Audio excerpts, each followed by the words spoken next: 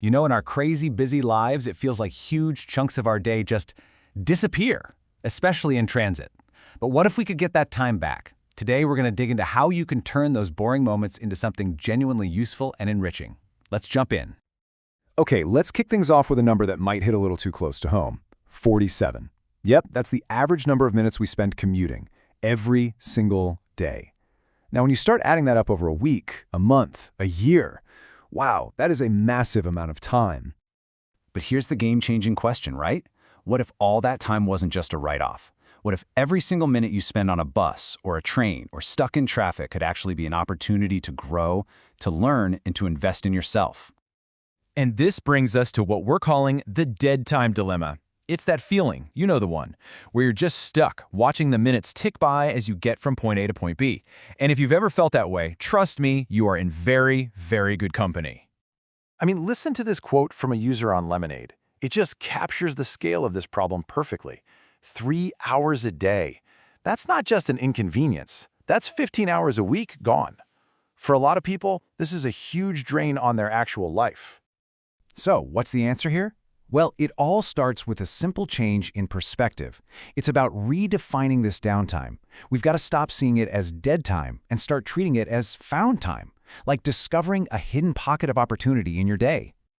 And the secret weapon that makes this all possible is a concept called micro-learning. It's this really simple but powerful idea of learning in short, super focused bursts. And it turns out our brains actually love absorbing information this way. It can seriously help with remembering stuff long term. So all those little 5, 10, or 20-minute gaps in your day, that's your new classroom. Which leads us right here to your very own portable university. Because thanks to the tech we all carry around, a classroom isn't a building anymore. The tools for learning are right there, in your pocket, ready to go whenever you are. For today, we're going to focus on two of the absolute best tools for the job: podcasts and learning apps. They seem pretty simple, but don't underestimate them. Each one offers a totally unique and effective way to make your commute a learning session.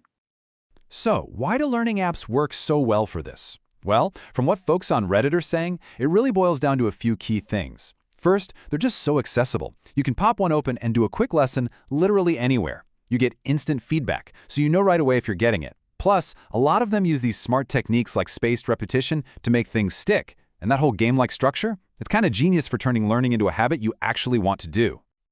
Let's look at a quick example with language learning. On Reddit, you see a lot of people comparing Duolingo and Babbel. Duolingo is kind of seen as the gamified starter. It's fun, it's playful, it's a great way to just get your foot in the door. The downside? It can get a little repetitive.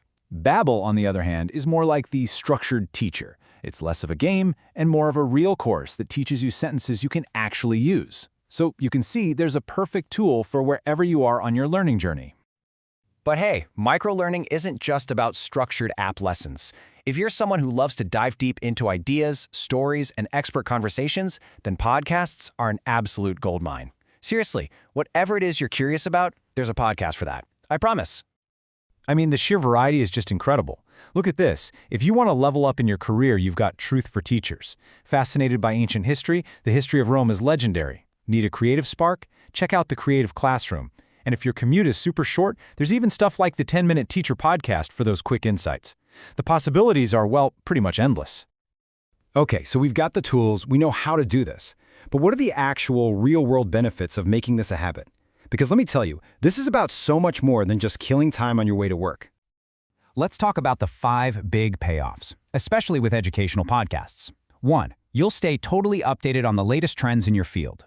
2. You gain fresh perspectives from experts you'd probably never meet otherwise. 3. You find practical, actionable tips you can literally start using that day. 4. You start to feel connected to this whole community of people learning alongside you.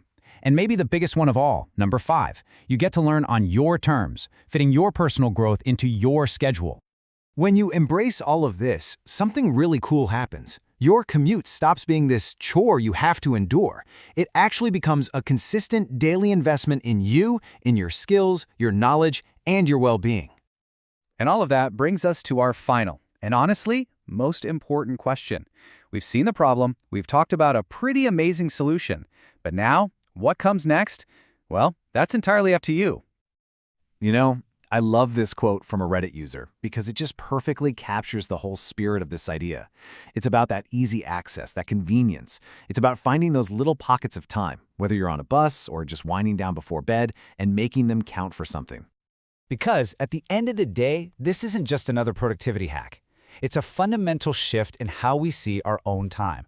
It's about empowering ourselves to take those boring, mundane moments that we all have and transforming them into real opportunities for growth. So I'll leave you with this one thought. Every bit of downtime in your day, every commute, every time you're waiting in line, it's like a blank page. The only question left is, what are you going to write on it? Thanks so much for joining me.